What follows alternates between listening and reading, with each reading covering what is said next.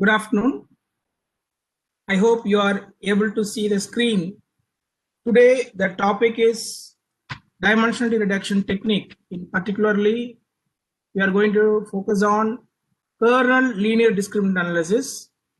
As in case of LDA,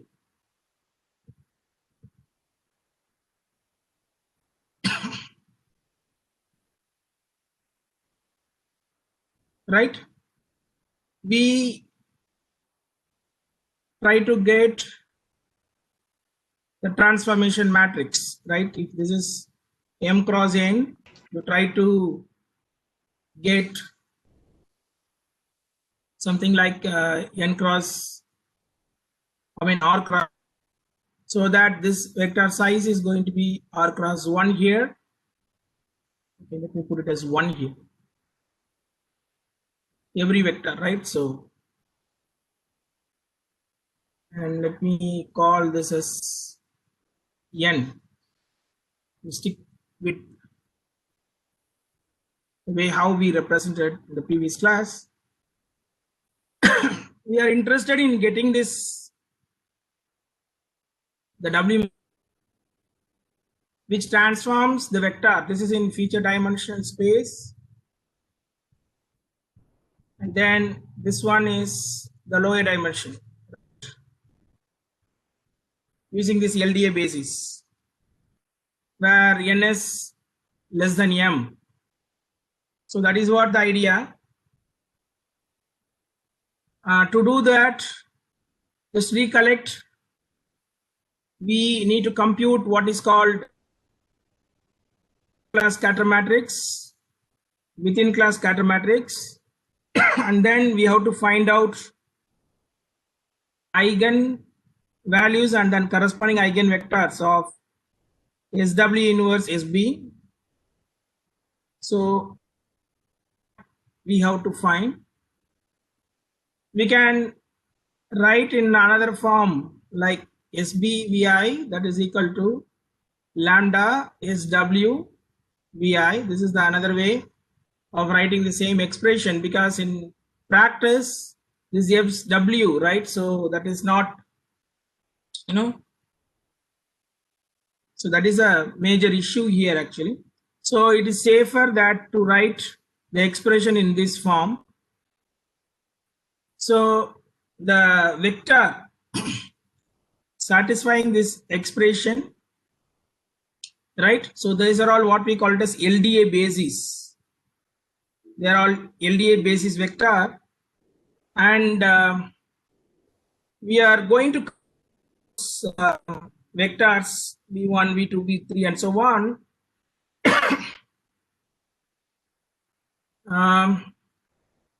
And we have that corresponding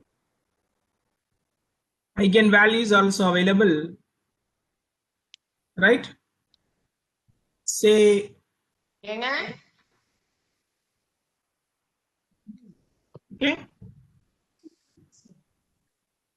So in this case, the size of this SB,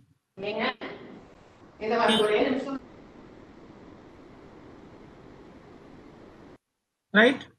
It is going to be what? M cross M, and even SW is going to be M cross M.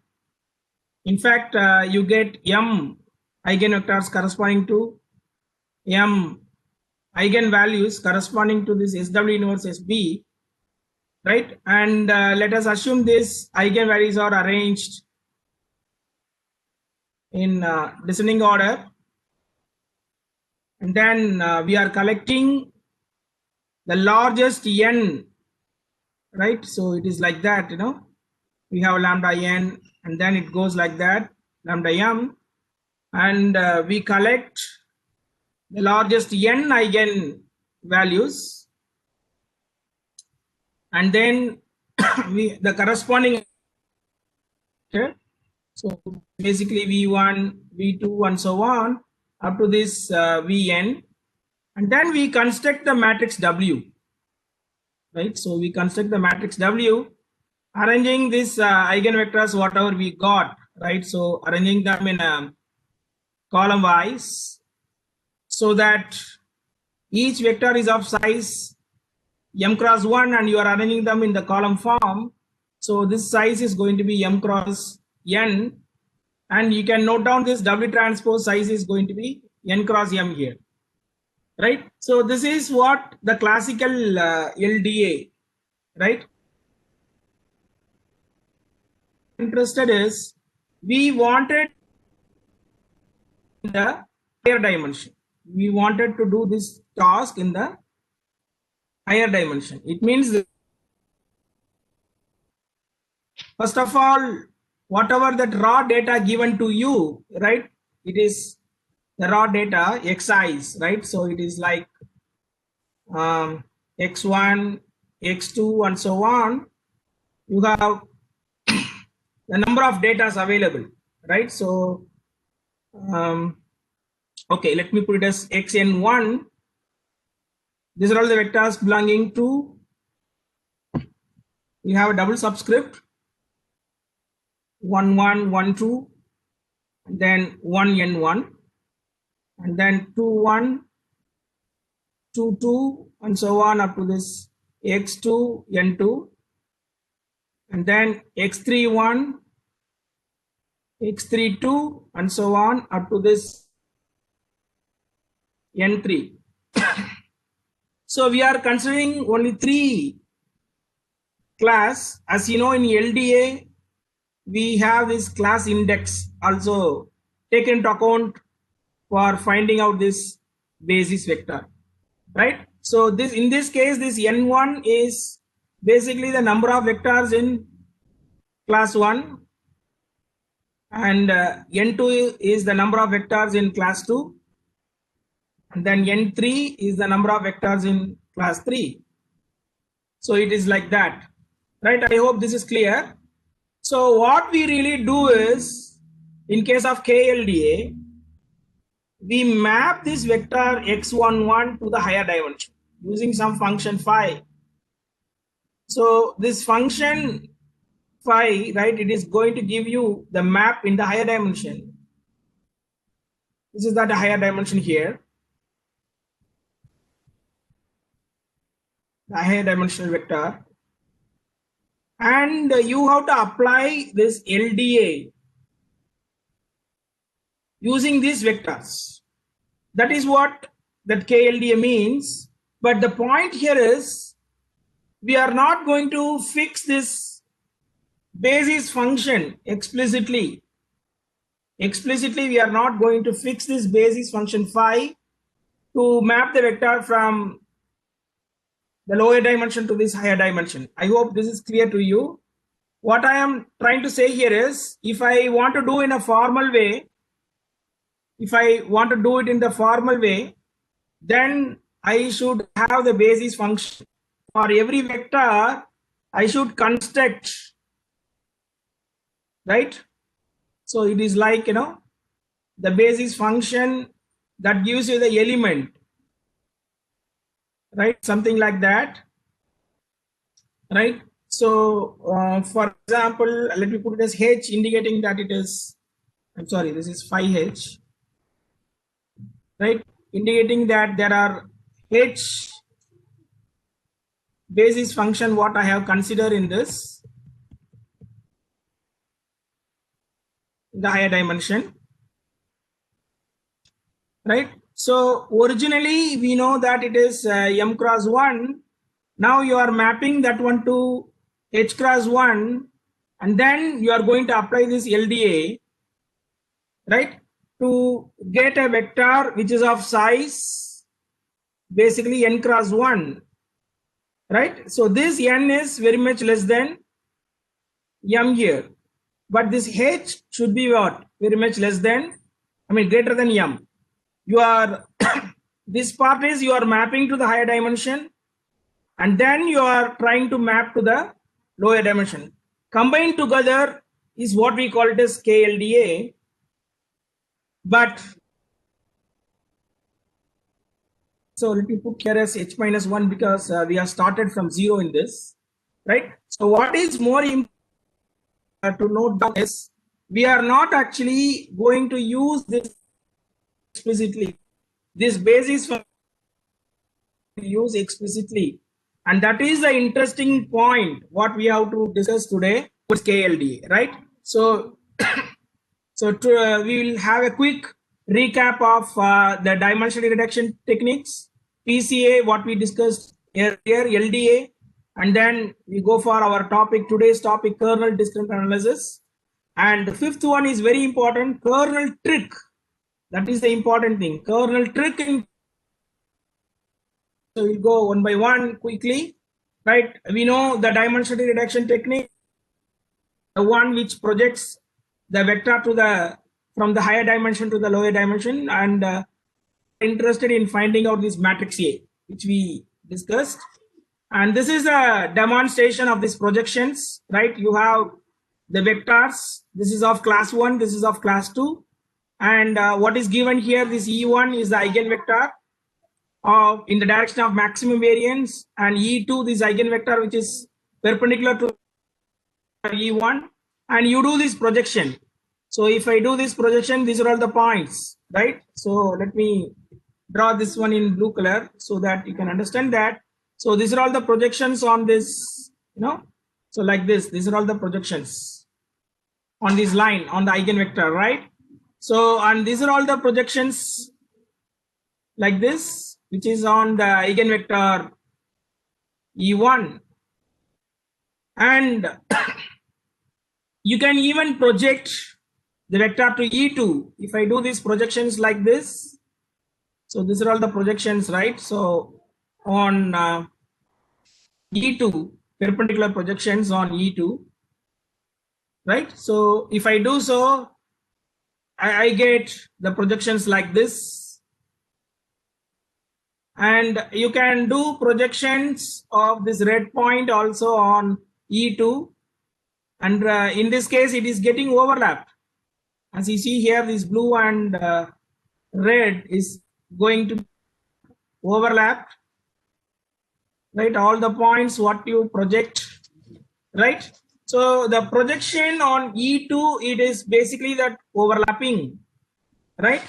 But when I see this projection on E1, it is well separated, right? So this is what the projection for this blue points, and these are all the projections for the red point, and they are well separated here, right? And now the original 2D data, what is available in this is the 2D data.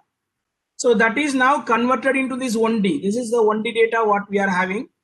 Using this 1D, you can do whatever you want, that classification, support vector machine, nearest neighbor, nearest mean, like that. The only drawback of this one is we are not taking care of the class index, while computing this scatter matrix. In here, I have written as a covariance matrix, but right, the estimate of that covariance matrix is going to be the scatter matrix here.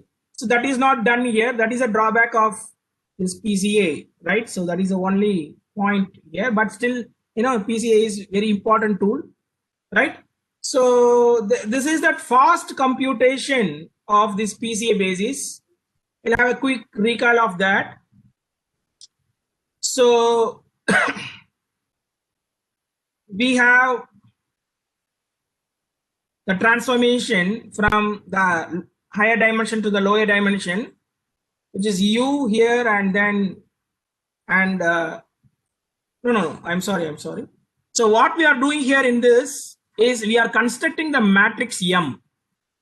So the data, what is available for you is X1, X2, X3, and so on up to this Xn.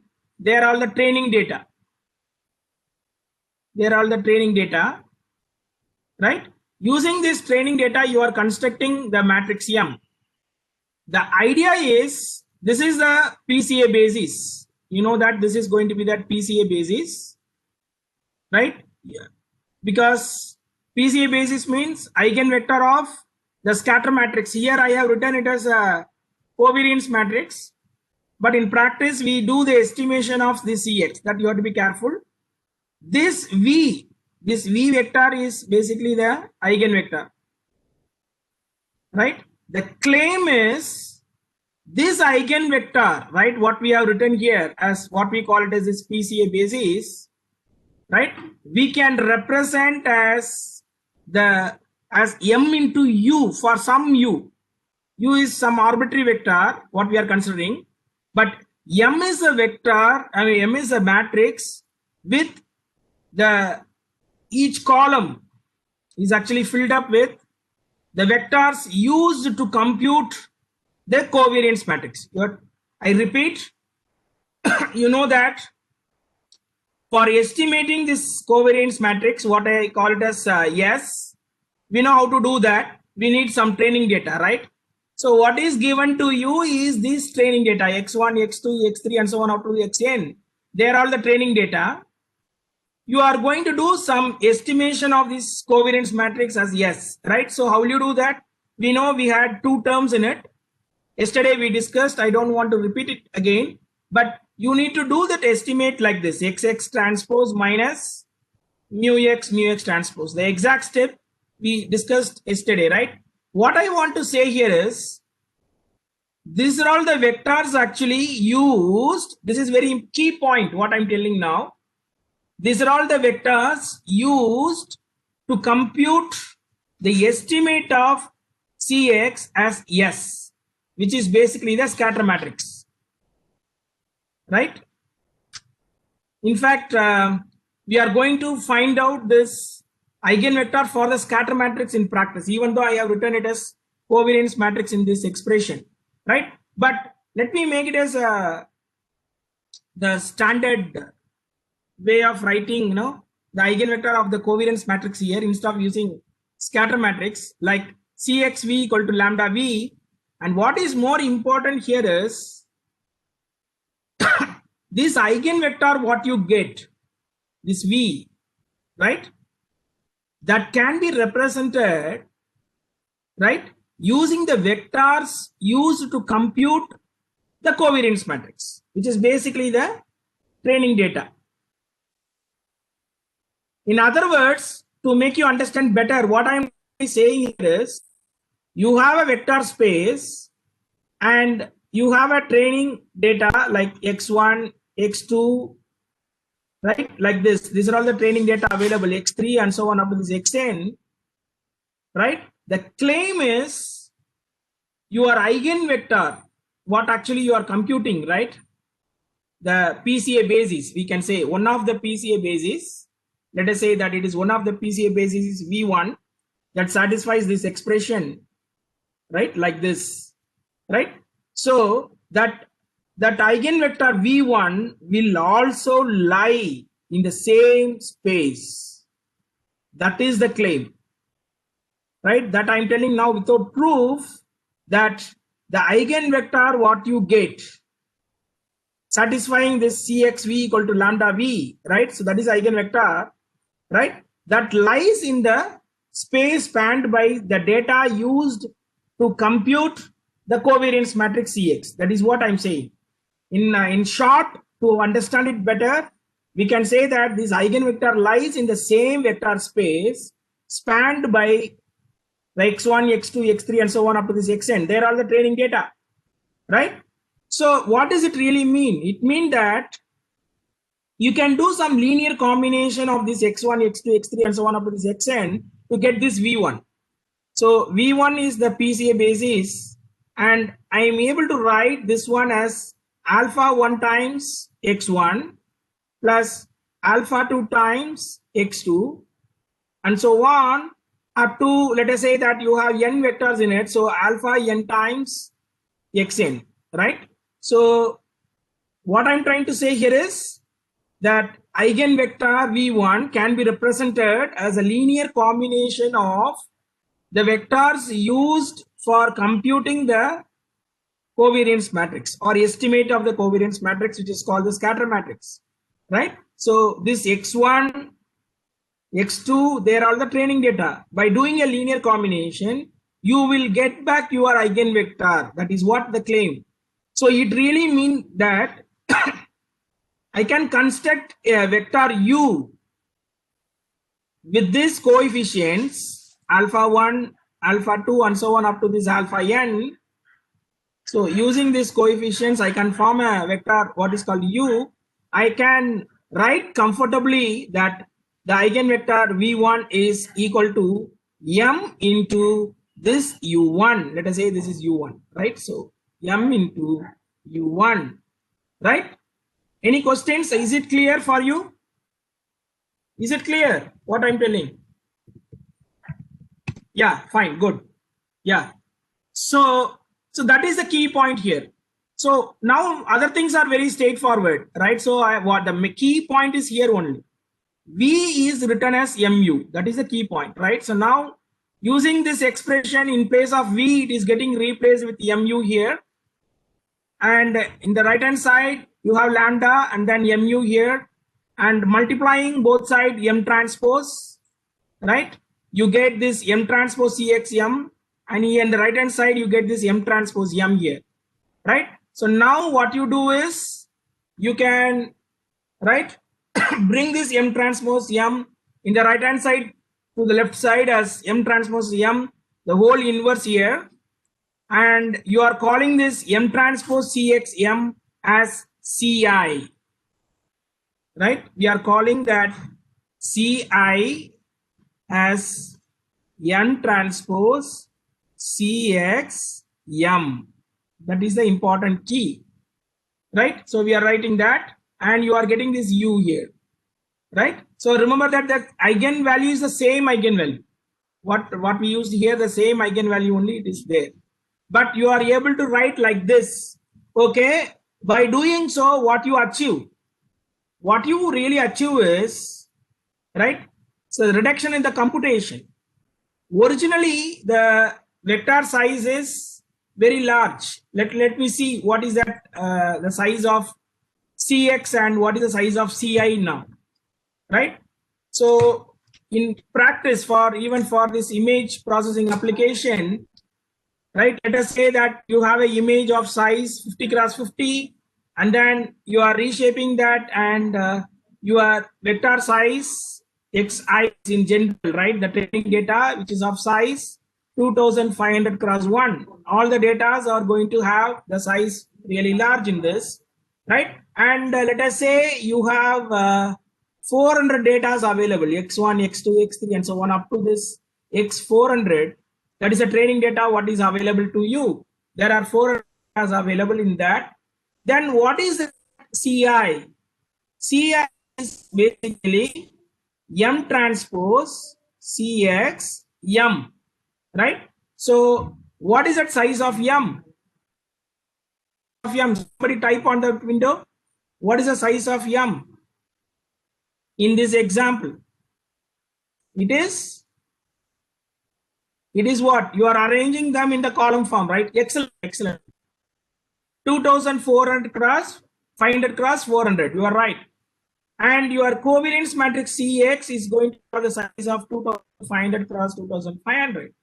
And you are taking the transpose here, so this is becoming 400 cross 2500, and hence the Ci, the matrix Ci is of size 400 cross 400. It is too little when we compared with, right, the big matrix Cx. Cx is of size 2500 cross 2500, which is really big when you see the Ci, right? So when I use this Ci, I can actually get my u, the eigenvector for this, right? M transpose m is known to you, right? So m transpose is needed. So this is also going to be 400 cross 400. I'm taking inverse also. This is also going to be 400 cross 400. And then you have this vector u, and this eigenvector u is of size 400 cross 1. Right? Once you know u, we are interested on v, no doubt in it. But once you know u, you can actually get v by using this expression. So instead of computing the eigenvector directly by using this covariance matrix Cx, we use the covariance matrix Ci, right? And then we compute u. Once you get u, you can get v. That is the trick. And what I am going to tell now is still very, very important point, right? that covariance matrix Ci. What is that about? I'm saying, see, we know the covariance matrix Cx, how it is computed. You know that it is expectation of XX transpose minus mu x transpose. Now I am going to introduce you a new matrix called G. This is called the gram matrix. This matrix is important to understand about this KLDA. This is the starting point, right? Whatever I'm talking now is more important because this concepts only we are going to use it in KLDA, which is in the coming slide. Now what I'm going to do is I'm just introducing the matrix called G, which we call it as inner product matrix, or otherwise, let me call that as a gram matrix, right? In simple words, it is basically the inner product matrix. Inner product matrix, right? So what is that? As I told you earlier, you have a training data x1, x2, x3 and so on up to what? x400. There are 400 training data available. You are constructing this gram matrix like, x1 transpose x1. So let me put in a different color so that you can understand it better. x1, and then we have this x1 transpose x2, and then x1 transpose. So let me put x1 transpose everywhere, right? So it is like that. You have 400 elements in this, right? The second term is you are doing this inner product, right? There are 400, so I'm going to write like this, right? The first column is constructed like this in the gram matrix: x1 transpose x1, x1 transpose x2, x1 transpose x3, and so on up to you have this x1 transpose x400. The next column is like, x2 transpose. Everywhere we are going to have this x2 transpose coming into picture. All the way up to this one is also going to be our x2 transpose, and then it is going to get multiplied with x1, x2, x3, x4, and then this is x400. I hope this is clear to you. This is the second column. The first column is inner product with x1. The second column is inner, all the vectors, you are doing inner product with what? The vector x2. It goes like that.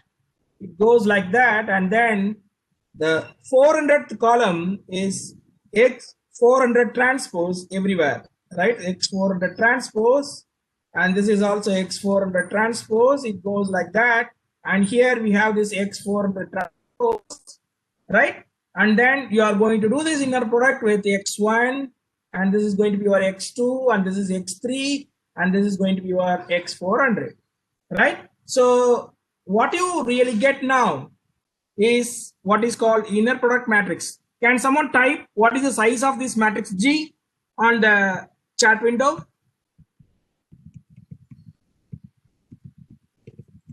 Yes, good. So that is 400 cross 400. Now what I'm going to tell is very, very interesting. Now you got a new set of vectors available, right? You got a new set of vectors available. I say each column of this matrix is a vector now, right? Which is of size 400 cross 1. If I compute the covariance matrix of the column vectors available in the G matrix, right? So G1, G2, and so on up to this G400, right? So it is like that, I'm collecting each column and arranging column by column here, right? So to form a matrix G here, right? And if I find the covariance matrix for this, right? So that is exactly what we get, as CI. You can do this proof and you can post it in Piazza. Let me see who is able to do that. It is very, very simple. If I compute the covariance matrix for this, in pattern recognition terminology, it is a scatter matrix what you are going to compute estimate of the covariance matrix. If I find the covariance matrix using these vectors G1, G2 and so on, this is G1 now. What I'm telling is this is G1 and this is G2 here and this is G400 here, each column. If I do that covariance matrix, I mean estimate, you get CI, which is actually used in this expression. You understand? So it is not necessary that you need to compute CX and then you transpose CXM to get CI. Instead of doing that, you can actually compute this G matrix, and then if I compute the covariance matrix, you directly get that CI here, right? So in whatever the reason, right? So method you use here, right? So what we really get is this vector U,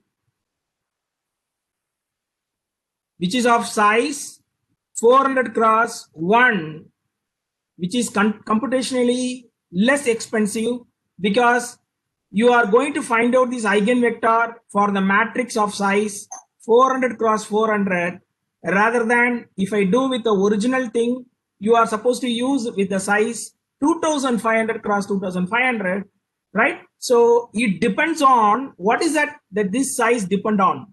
This size depend on the number of training data. The number of training data. It doesn't depend on the size of the data. This is the size of the data, 2500 cross 1. This is basically the size of the data, right? 2500 cross 1, right? It depends on the number of data, x1, x2, x3, and so on up to this x400, right? So it depends on the number of data rather than the size of the data. And hence, you are having computationally very less expensive if I use this trick, right? So see, this is basically the fast computation of PCA only, but we are going to use this idea in KLD. You have to keep this one in mind. And remember that this x1 transpose x1, right? It is an inner product, right? Suppose that if I want to do this one in the higher dimension, right? This you have to be careful what I'm telling now, right? So if I want to do this task in the higher dimension, you have this x1 mapped to this higher dimension, right? As I told you, that is going to be your phi of x1. So this is the map to the higher dimension. And you have the vector x400, and then that is mapped to the higher dimension as phi of x400 here, right? You are doing this mapping. And this G matrix, right? If I want to compute that one in the higher dimension, let me put the higher dimension G matrix as G5, right? So the element is phi of x1 transpose, that is multiplied with what? Phi of x1, that is going to be that first element here, right? Okay, I'm just doing that reverse, right? The color, right? So if you want to have the same color, let me use that same color there also to avoid confusion. What I'm trying to say is phi of x1 transpose, and this is going to be your phi of x1. This is a job what I'm doing it in the higher dimension. So this is phi of x2 here, and I'm sorry, phi of x1, right? So transpose, right? So it goes like that. And we have this phi of x1 transpose, and the second term is going to be your phi of x2. It goes like this, and then you get here as phi of x400. So of course, the second column and all you can compute accordingly. That I'm not going to write, but we are able to guess how that is going to look like. What I would like to convey here is this expression, what you see in this, right?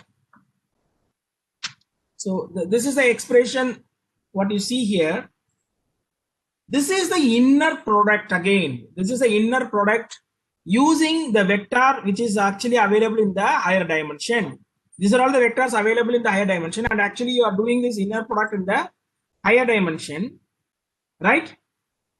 we can replace this function, can actually replace this function, right? So we can replace this function using what is called the kernel function k of x1 comma x2, sorry, x1, this first element is x1 comma x1, right? And this element, for example, that is going to be your k of x1 comma x400, right? We are not going to use this basis function explicitly. Instead, we are going to use what is called the kernel function, right, to represent this inner product. Exactly the same thing we did in regression. You recollect that we did the same trick in kernel smoothing, right? In the regression, in the methodology, kernel smoothing, we did the same trick. And this trick is very, very important. We are going to use it in many places, particularly in SVM, and we use in kernel smoothing, and we are going to use it in kernel LDA. This is called the kernel trick, right? We are not going to explicitly map to the higher dimension using that function phi. Instead, we are going to replace that phi of x1 transpose phi of x1 using that kernel function k. So this is what this kernel trick is, right? I will tell you how that is useful in kernel LDA a little later, right? So now I just wanted to express that kernel function here. We are actually using this kernel function as the inner product of the vector in the higher dimension. Phi of xi is vector in the higher dimension. Phi of xj is the vector in the higher dimension corresponding to ith and jth vector. And the inner product expression phi of xi the whole transpose phi of xj, right? So that is replaced with the element using what is called the kernel function. And this trick is very popular in machine learning, very, very important trick. Many places we use it in our toolbox, whatever you use, either Python or MATLAB, whatever it is, you will be asked what kernel function you want to use. So this is what actually the kernel function is. I mean, for what purpose it is being done? You are supposed to get the vectors in the higher dimension, and that is the thing that kernel function is doing, right? So to answer the question, Shivashankaran, he has asked one question. Is it a rule of thumb that the number of data point is always less than the size? No. I'm not saying it's always going to be that, right? So when you have the case like this, then it will be helpful. Otherwise, for deep learning, if you go, then when you have a sufficient data, then this type of thing will not be useful, right? So I accept your point, right? What you are saying, it is not always rule of thumb, right? But when you use it image processing type of application, this condition will always be there in general, not necessarily, right? Particularly for phase data set, oral phase data set, we have only, that's what example I took here. We have only 400 images, and each image is of size 48 cross 48, if I'm right. You can check that oral phase database, what is available, which is very popular in for doing this research activity, right? So in that case, the number of data are actually very, very less when compared to the size, the number of elements in it, right? So it is not, as you said, it is not compulsory that it is the number of data are going to be always less than the size. It could be the other way around, but this will have an impact. The reduction in the time in the computation will have the impact only when if the number of data is going to be very less compared to the size, right? So we go to that next slide now. Yeah, this is what I was telling, right? So we have an inverse operation available, but still the total computation, if I compute, that is going to be very less, right? Okay, KLPCA, we know what are the drawback. It doesn't have the index information, and hence we go for what is called LDA, right? So this is this between class scatter matrix, and this is the within class scatter matrix, and you know what Ni mean, and you know what is that Xij, and you know what is that R. Everything you can actually recollect all those things, and then we actually compute the eigenvectors corresponding to what SW inverse SB, and that is going to be our LDA basis, and that will have a discriminant after doing this projection, right? So, right, before going to this slide, I just wanted to show this. This is that example. The actual data, what is given here in the ellipse, it is a 2D data. First of all, this is a 2D data. We have two data here, circle, and two data here, cross. The actual data is represented. I mean, the it assumes that LD assumes that it is Gaussian distributed, right? So we are having this covariance matrix, which is actually describing you this ellipse shape, right? The variance, right? It means that we are expecting that the data that circles of belonging to this class 1 to be like this, and the cross, you know, is going to be there in this ellipse like that. So these are all the data, right? So, but you are using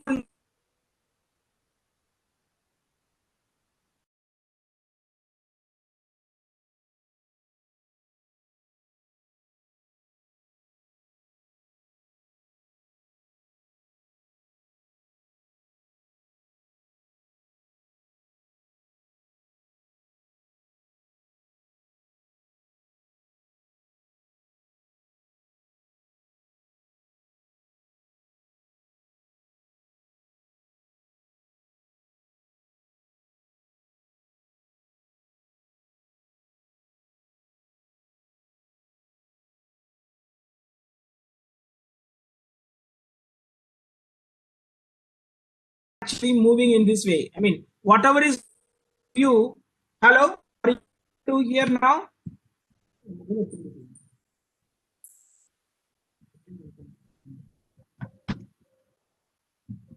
Hello, now it is fine.